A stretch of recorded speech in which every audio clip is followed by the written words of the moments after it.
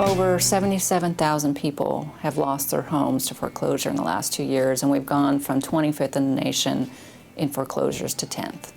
So it certainly is a crisis in our state. And really what we found over the last couple of years is we really aren't able to protect these families, and that's part of what we're working on this year is really how do we strengthen consumer protection in the area of foreclosure. People find themselves in the midst of a foreclosure, and they find that the regular banking and mortgage banking system just isn't there for them. Well, these are tough times right now. A lot of people are dealing with debt, and sometimes people have collection agencies involved in collecting debt. We need to make sure that we have safeguards. We need to protect consumers from a few bad actors out there who are trying to abuse our system with people who are really in a desperate situation. Well, when I was out meeting with community members, it was quite shocking to me that within a one-block area, I met 4 families struggling to keep their homes that were all trying to reconfigure their loans and couldn't hear back from the banks. We found that banks were not meeting with homeowners. And so this year, we're really putting in a lot more pressure on the banks to actually reach out early in the process.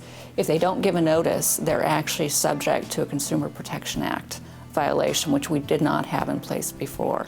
Also, if the process does not go well, and they're working with the housing counselor that's trying to help them through this process, but they're not getting an answer from the bank, they can go to mediation, which is a brand new tool that we haven't had in the state before.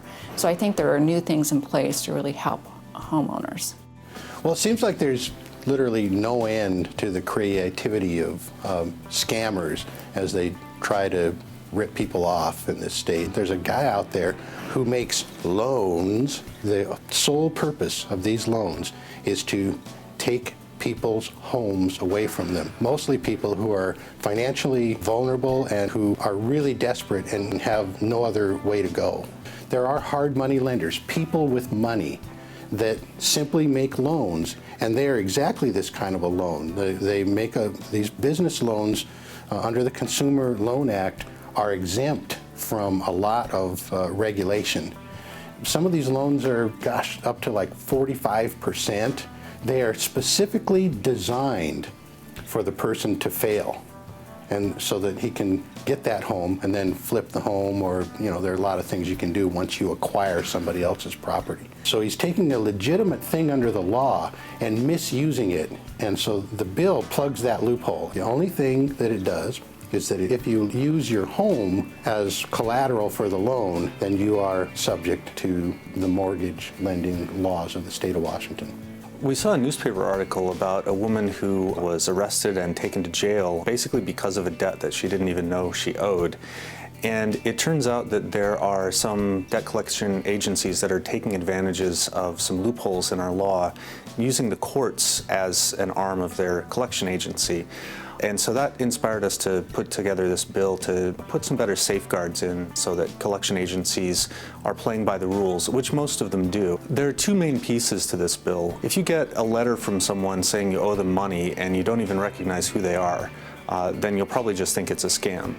And we've put some better notification requirements into the law to make sure consumers get more information about the debt when the collection agency contacts them, so that they can respond appropriately to a debt that's real.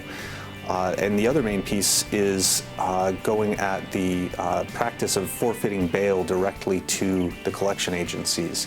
Sometimes the court will issue a bench warrant for someone's arrest under contempt of court statutes because they don't show up for a hearing, and they can set bail for that. And we're trying to cut down on the practice of having people end up in jail basically because they owe a debt.